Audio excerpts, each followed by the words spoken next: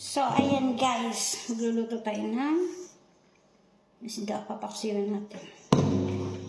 Linisin muna natin ang ating isda. Para mawala yung lansa.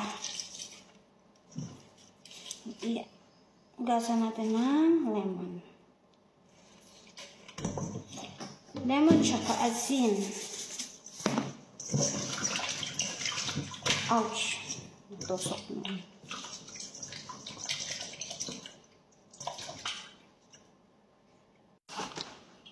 So, ayan, ipapaksiw natin siya sa kamatis.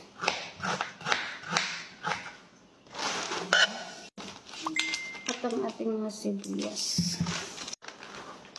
So, ayan guys, kailangan maraming sibuyas at tawang pag magpapaksiw para hindi siya malansa.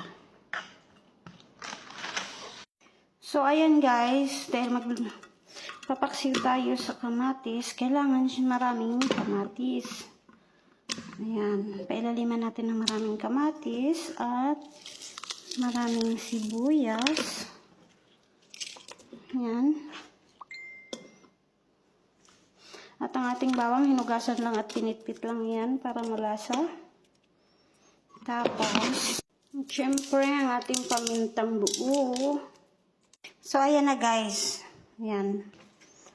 Ako lang ang kakain at ako lang mag-isa. So, ayan na ang ating ipapaksiw. So, kailangan marami siyang sibuyas at bawang, kamatis para hindi siya malansa. At ayan ang ating isda. Nakakasawa na kasi guys yung manok, tupa, mga ganun. So, kailangan mong gumawa ng sarili mong ulam. So, eto. Ibabawan pa natin yan ng sibuyas. Sibuyas ng marami. Ayan. Maraming sibuyas ako pag nagpaksiw guys kasi ayoko yung malansa. So, ayan. At, again, ang ating kamatis again. Diba? Para mas masarap yan mamaya. Ayan. At ang ating bawang again.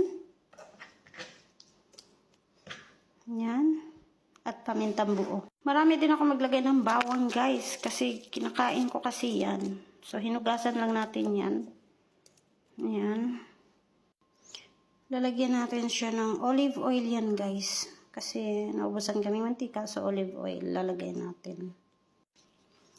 Nag-add pala ako ng Maggi guys. Ayan ang ating Maggi. So, ayan guys, dahil wala pala kaming suka, bigyan natin ng lemon. Ayan, lemon ng ating pang vinegar. Ayan na, sinalang na natin guys. Si Ate Mary. Ayan, so waiting na lang tayo maluto. Masaglit lang yun guys. Ayan. Wala pa tayong ligo. After nito, bago pa lang tayo maligo. So, thank you for watching guys.